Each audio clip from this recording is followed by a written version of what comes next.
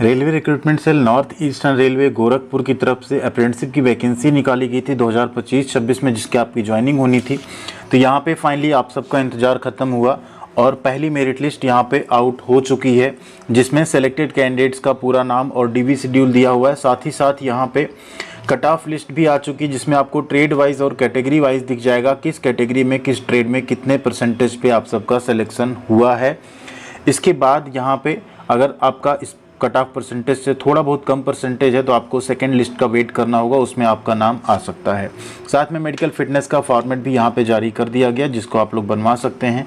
और 9 मई को ही rejection list आ चुकी थी, जिसमें आप लोगों ने अपना नाम जरूर देख लिया होगा। जिनका इस लिस्ट में नाम है उनका आगे फिर यहाँ पे नाम नहीं जारी होगा। तो सबसे पहले यहाँ पे देख लेते हैं, आइए सेलेक्टेड कैंडिडेट्स की लिस्ट।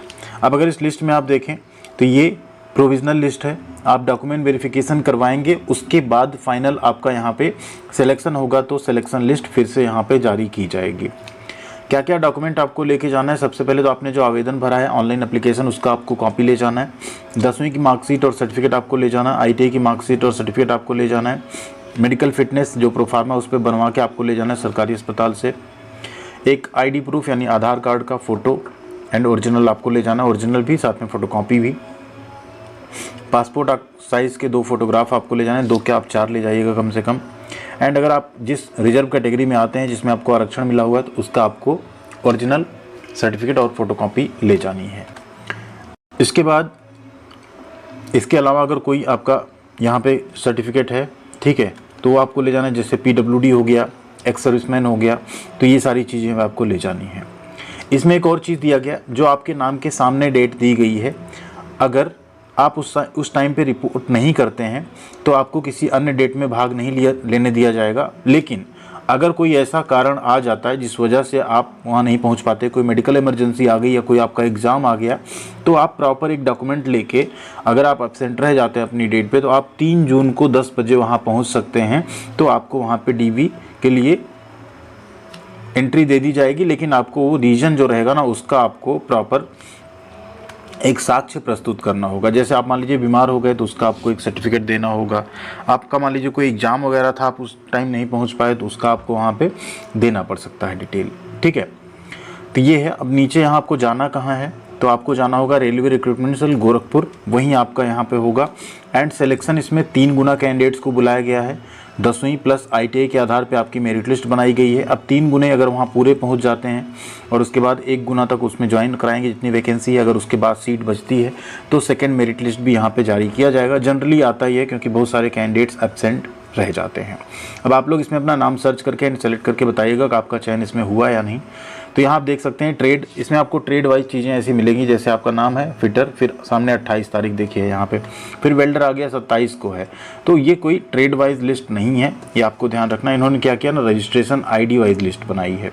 तो इसमें आपको अपना नाम सर्च कर लेना है एंड अपने नाम एंड ट्रेड के आगे आपको देख लेना है कि आपका DV कब है और DV टीम कौन सी है। जैसे 9:30 बजे DV है, ठीक, कुछ में DV टीम A है, कुछ में B है, कुछ में C है, तो वहाँ टीम बनी होगी, वहाँ पे आपको जाके अपना डॉक्यूमेंट वेरिफिकेशन कराना होगा।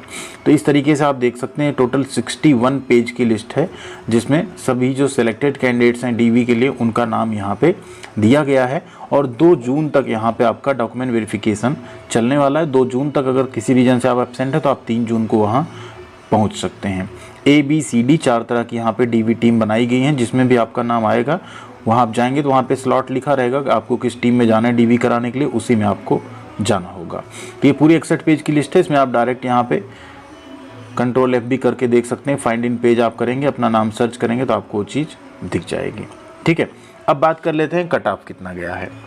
कट ऑफ पे जैसे आप क्लिक करेंगे आपके सामने एक कट ऑफ की लिस्ट ओपन हो जाएगी, जिसमें अगर आप देखें यहाँ पे 3 टाइम्स कैंडिडेट्स बुलाए गए, उसके बाद भी कट ऑफ यहाँ पे काफ़ी हायर साइड आपको देखने को मिल रही है। कारपेंटर ट्रेड में अगर देखें तो 56% पे सिलेक्शन हुआ। EWS में कोई सिलेक्शन नहीं हुआ। SC में 58 पे, ST में 65, OBC में 53% पे चयन हो गया है और एक्स सर्विसमैन में 65 एंड PWD में 59। अब देखिए यहाँ जनरली एक्स सर्विसमैन और PWD में मेरिट हाई चली गई। इलेक्ट्रीशियन में अगर आप देखें तो 88% हायर साइड रहती है, क्योंकि इलेक्ट्रीशियन में बहुत ज़्यादा कैंडिडेट्स फाइट करते हैं। EWS में 84 है, SC में 86, ST में 84, OBC में 87% पे सिलेक्शन हुआ है। फिटर में आप देखें तो यहाँ पे 82 है, EWS में 73, 80, 76, 81 और 76 पे सिलेक्शन हो गया है। मशीनिस्ट में भी कट ऑफ आपकी 75 प्लस एंड 80 से 85 के बीच में दिख रही है। मैकेनिक डीजल में भी कट ऑफ हायर साइड ही आपको देखने को मिल रही है। पेंटर चूँकि थोड़ा सा अनपॉपुलर ट्रेड है तो आप देखिए यहाँ पे कम परसेंटेज में भी सिलेक्शन हो गया है। ट्रिमर में भी आप देखिए तो कम परसेंटेज पे सिलेक्शन हो गया है। टर्नर में अगेन मेरिट आपकी फिर से हाई चली गई है और वेल्डर में भी थोड़ा सा कम परसेंटेज पे आपका सिलेक्शन हुआ है, फिर भी ये मेरिट हाई ही कहेंगे, 80 के आसपास मेरिट यहाँ पे गई है। तो ये आप देख सकते हैं ये टोटल यहाँ पे कट ऑफ है डॉक्यूमेंट वेरिफिकेशन के लिए। जो अंतिम कैंडिडेट बुलाया गया उसका इतना परसेंटेज है। अब मान लीजिए अनरिजर्व कैटेगरी में आप है और आपका 87% है तो आपका सेकंड मेरिट लिस्ट में आ सकता है, ठीक है। इसी तरह आप देख सकते हैं इससे कम अगर आपका परसेंटेज है तो आपका सेकंड मेरिट लिस्ट में आ सकता है नाम। वो जब भी आएगी उसकी भी अपडेट हम आप सबको ज़रूर दे देंगे। मेडिकल फिटनेस प्रोफार्मा की बात करें तो ये है, इसका आपको प्रिंट आउट ले लेना है और जो भी आपका नियरेस्ट डिस्ट्रिक्ट हॉस्पिटल होगा, ठीक है, जो स्टेट गवर्नमेंट या सेंट्रल गवर्नमेंट से रिलेटेड हो, वहीं पे आप जाएंगे और इस पर एक फ़ोटो अपना पेस्ट करेंगे। बाकी इसमें सारी डिटेल फिल करके वहाँ पे आप एक पर्ची कटाएंगे और इसको आप साइन करा लेंगे। यहाँ पे जो मेडिकल ऑफिसर हैं उनकी इसमें साइन होनी चाहिए। और एक चीज़ ध्यान रखिएगा, सिंगल पेज पे ही आप क्या करेंगे, इसको दोनों साइड प्रिंट करा लेंगे, ठीक है। 2 पेज में नहीं बनवाना है, इसमें नीचे लिखा भी है should be printed on single page at both side. आपको दोनों तरफ प्रिंट करा लेना आगे पीछे और उसी पेज को आपको बनवा लेना है, ठीक है। तो आप लोग ज़रूर अपना नाम एक बार चेकआउट कर लीजिएगा एंड जिनका भी इसमें सिलेक्शन होता है आप लोग जाके अपना डॉक्यूमेंट वेरिफिकेशन करा सकते हैं। इसके बाद जैसे ही ज्वाइनिंग का अपडेट आएगा या सेकंड मेरिट लिस्ट आएगा उसकी भी अपडेट आपको हम चैनल पे प्रोवाइड करते रहेंगे।